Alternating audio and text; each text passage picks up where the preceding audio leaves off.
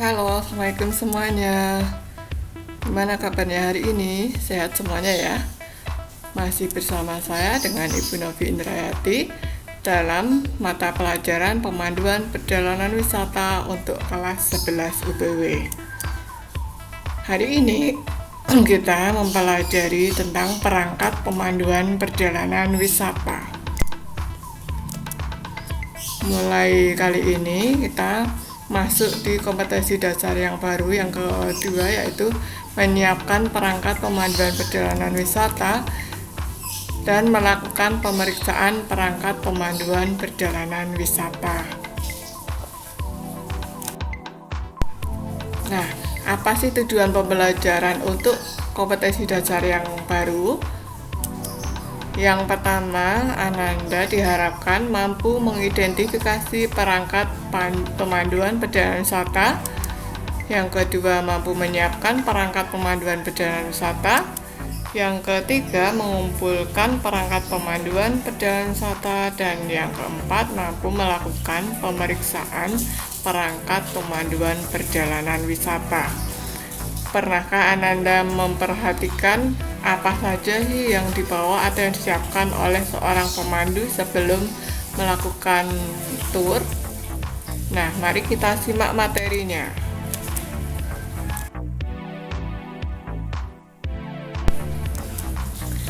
Untuk materi kali ini yang akan kita bahas, yang pertama itu tentang jenis-jenis perangkat pemanduan. Ada program tur,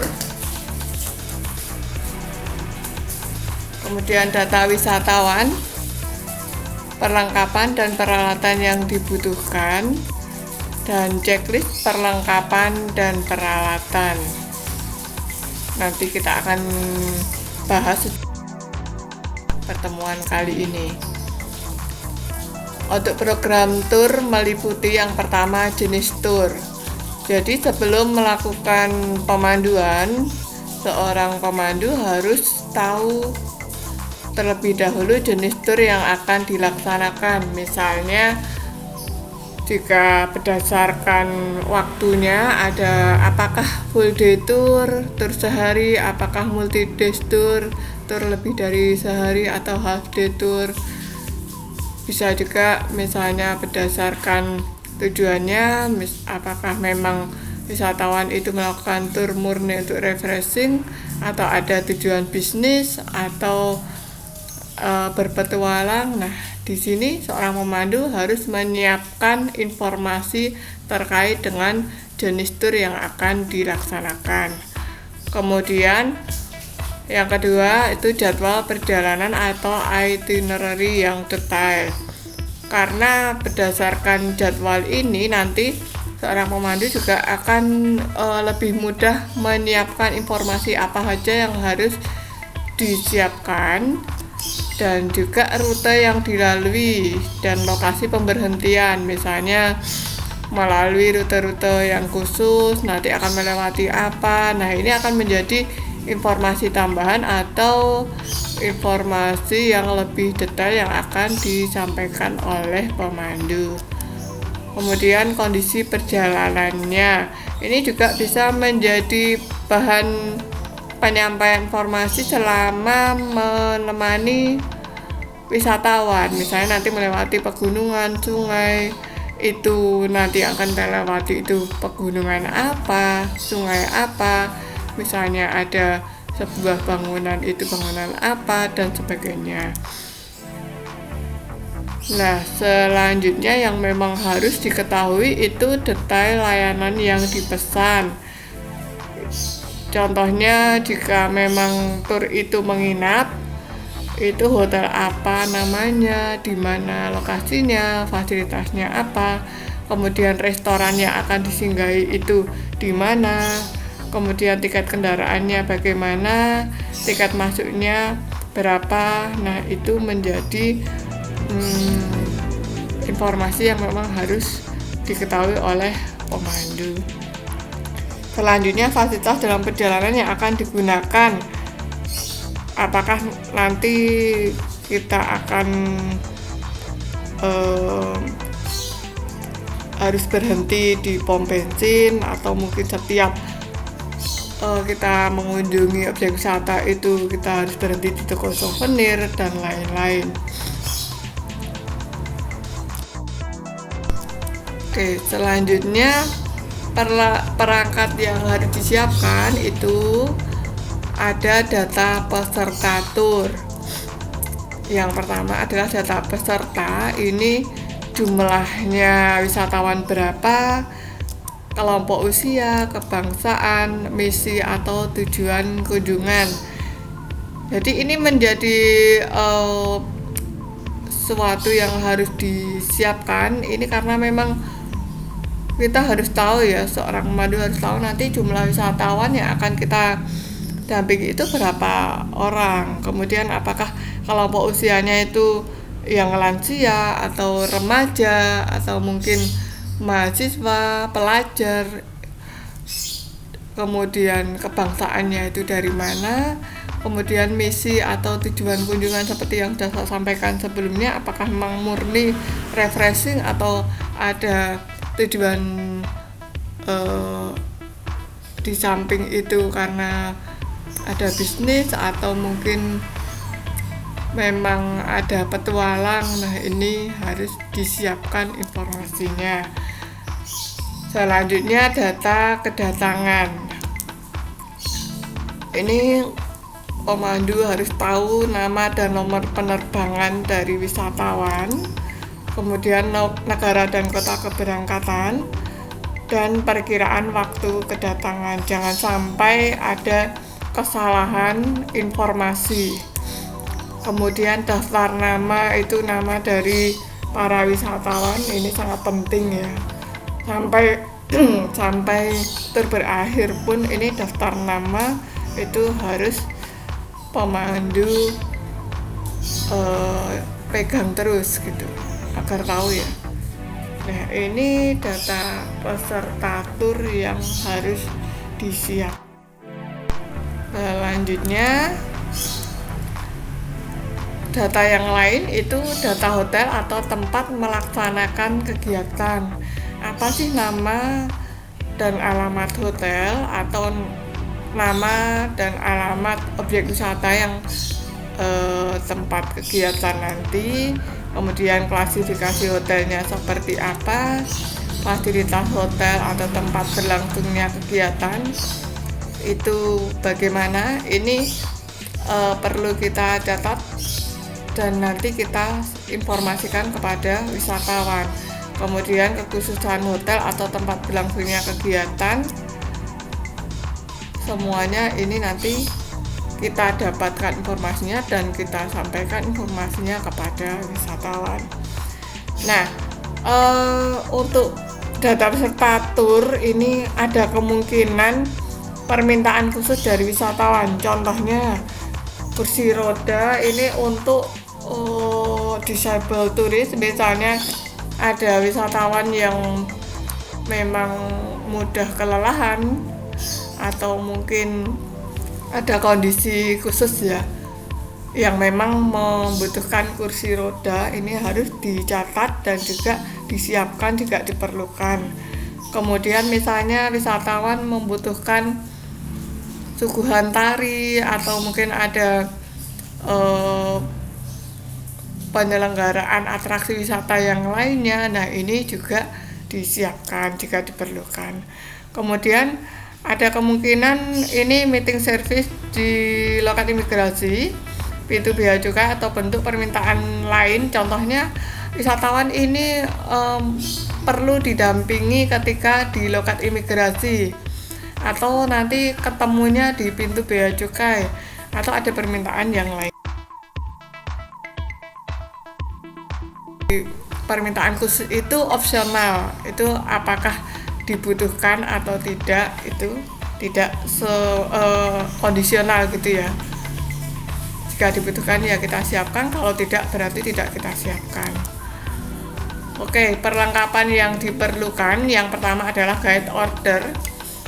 Guide order ini adalah surat tugas dari tour operation atau travel agent kepada pemandu bahwa pemandu A ini harus mendampingi tamu dari ini sekian hari untuk tur ini misalnya. Nah, ini harus dibawa.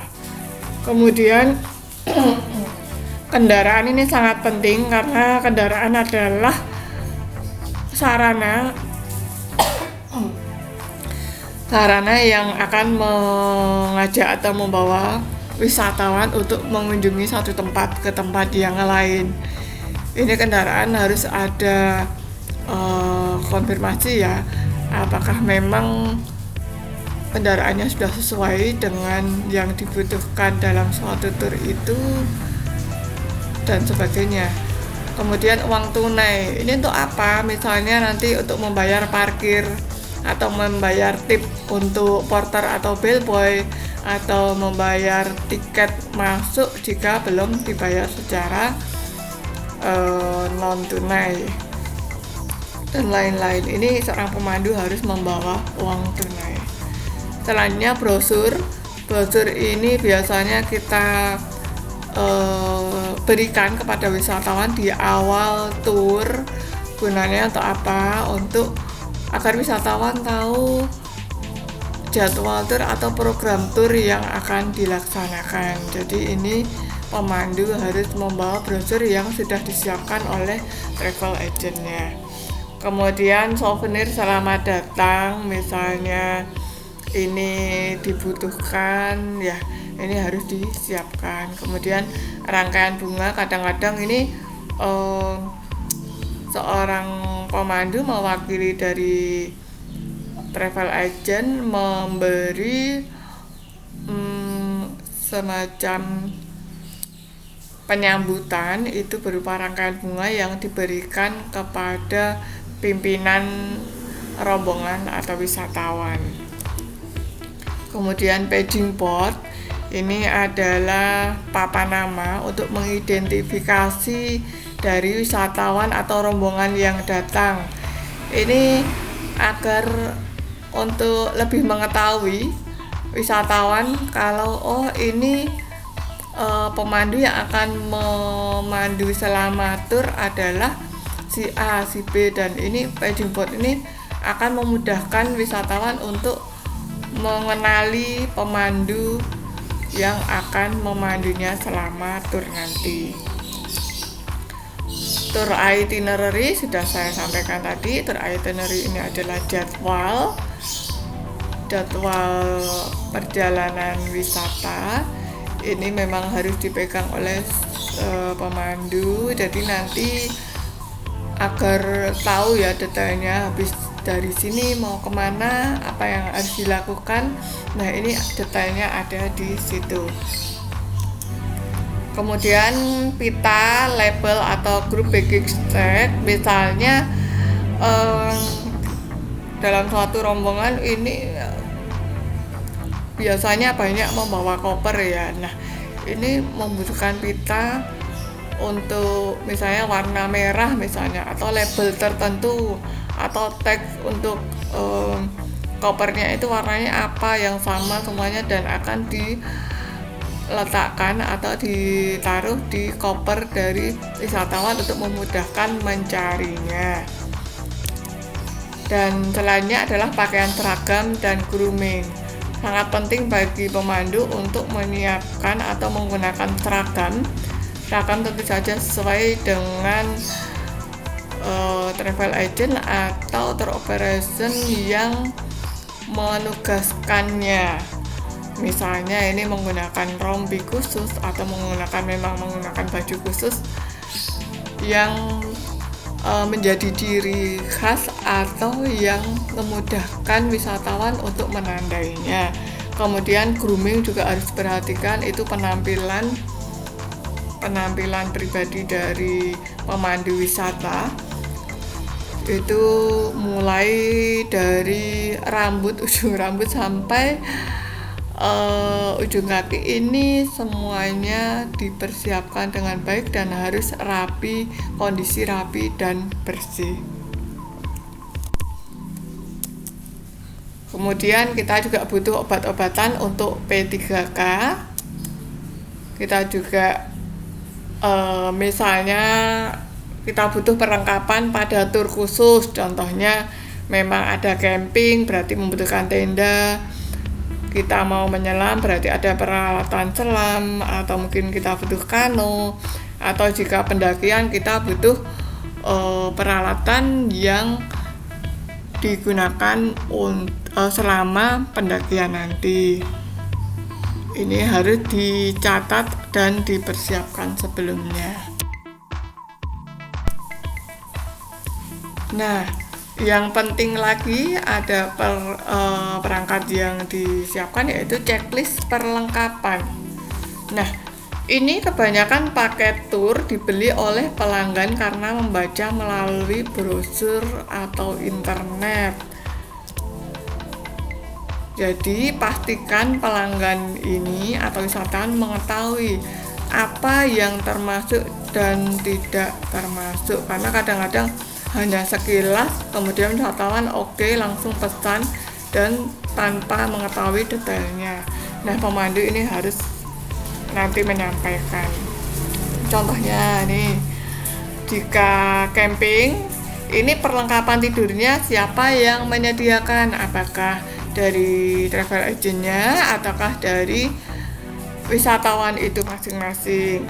Misalnya juga ada tur selam, bagaimana dengan tangki airnya, baju selamnya, itu siapa yang menyediakan.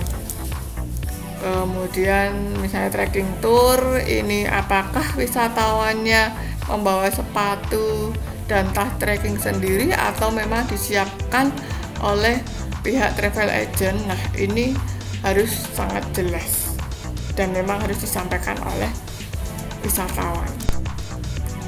Nah, ini contoh dari checklist, form checklist. Nah, ini ada pemandunya namanya siapa, kemudian data wisatawan, dan di sini ada perlengkapan yang dibutuhkan, contohnya tendanya. Nah, di sini ada quality dan kuantitasnya, berapa jumlahnya, kemudian kondisinya seperti apa, keterangannya seperti apa, apakah itu baik, apakah harus diperbaiki dan sebagainya. Dan ini ada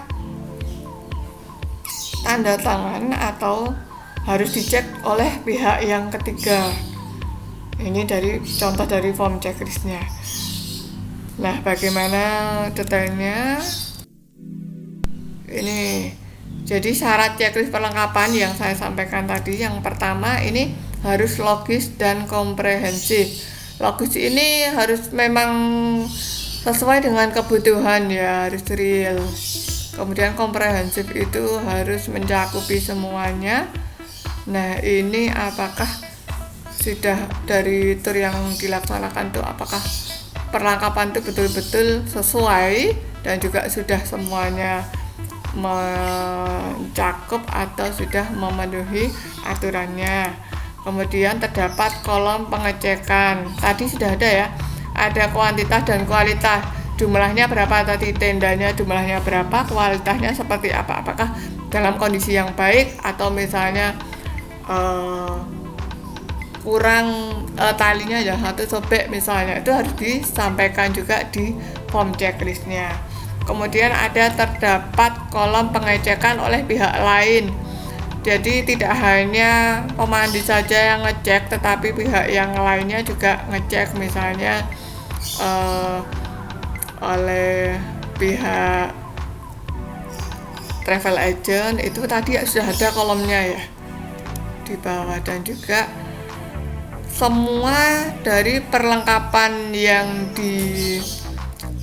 dibutuhkan dan sudah ditulis di form checklist tadi itu harus lengkap sebelum keberangkatan. Makanya ini tadi butuh sekali ada pengecekan oleh pihak lain. Nah, setelah seluruh perlengkapan itu dicatat, kemudian disiapkan dan sudah dicek di form checklistnya, maka kita akan melakukan penempatan perlengkapan. Yang perlu diperhatikan saat menempatkan perlengkapan yaitu yang pertama itu ruang yang tersedia. Hal ini yang dimaksud misalnya apakah dari perlengkapan yang disiapkan itu cukup kita masukkan ke dalam satu kendaraan bersama wisatawan, atau misalnya juga berlebih, apakah membutuhkan kendaraan tersendiri. Ini harus diperhitungkan ya. Kemudian yang kedua itu faktor keamanan dan kesehatan. Nah, berdasarkan faktor keamanan dan kesehatan, ini kita harus memperhatikan bahan atau benda berbahaya. Contohnya kita membawa parang atau membawa cangkul misalnya, itu harus ditempatkan di ruang yang tersendiri. Kemudian makanan, apakah makanan itu mudah basi atau tidak, itu harus diperhatikan di mana tempatnya. Kemudian barang kecil atau yang mudah hilang bisa kita gunakan satu kotak atau satu ruang tersendiri, jadi kita kalau mencarinya akan lebih mudah. Kemudian berat barangnya kita contohnya kita menempatkan barang itu dari yang berat dulu itu di paling bawah, kemudian yang lebih ringan dan paling ringan di atas. Nah, itu memang harus diperhatikan agar tidak terjadi kerusakan barang. Oke, demikianlah penjelasan materi untuk KD yang kedua. Semoga penjelasan ini dapat mudah dimengerti ya. Jika nanti ada pertanyaan atau kurang dipahami, silahkan boleh bertanya ke saya. Silahkan simak baik-baik. Nanti kalau misalnya masih perlu diulangi, nah silahkan diulang lagi, karena nanti akan ada penugasan dari saya. Oke, tetap semangat belajar ya. Kemudian jangan lupa jaga kesehatan dan patuhi protokol kesehatan dimanapun kamu berada. Terima kasih. Wassalamualaikum warahmatullahi wabarakatuh.